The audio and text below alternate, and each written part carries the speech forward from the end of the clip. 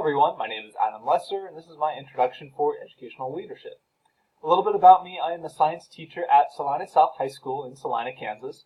I teach mostly earth and space science, but I also will teach principles of engineering this upcoming year. I've taught other science and engineering classes in the past as well.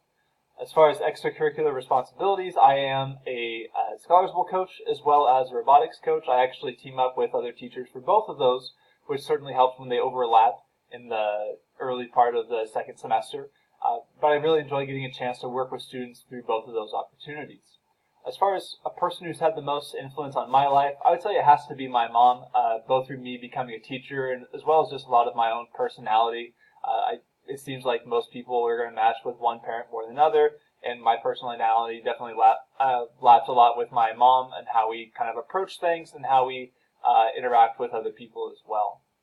As far as the personality test itself, looking at the results, one of the biggest things, or the highest scores that I had, was for agreeableness, and believe it or not, I can agree with that. I think looking at a lot of this stuff, the quiz results, they match pretty well where I would expect to be.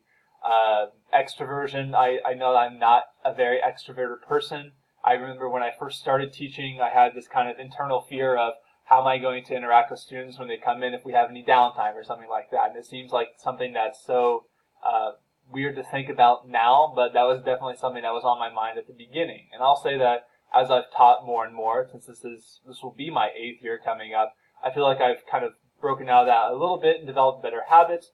But certainly, and especially from the questions that were on the quiz, I am more reserved. I am perfectly fine being at home. I don't have to be out with tons of other people to recharge. I'm fine doing that on my own, reading a book, spending time at home, whatever that happens to be. Just glancing through the rest of that, honestly, nothing really sticks out too much from that.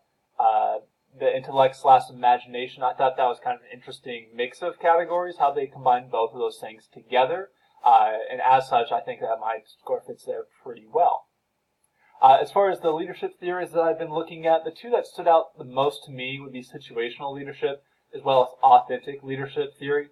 And there's a few other that were kind of up there as well. I was looking a little bit at contingency theory, but I think I like situational leadership a little bit better just because it involved changing to match stuff. And not just only certain people fitting a certain role within whatever's going on for it. And I'll look forward to kind of getting a better idea for what's going on with that. As far as how this matches my personality traits, I think it kind of does go a lot with the agreeableness, especially for authentic leadership.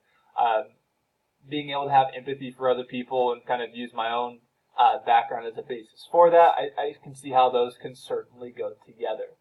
As far as for situational leadership, to me that goes with the conscientiousness side of things, and I certainly scored high on the personality quiz for that as well.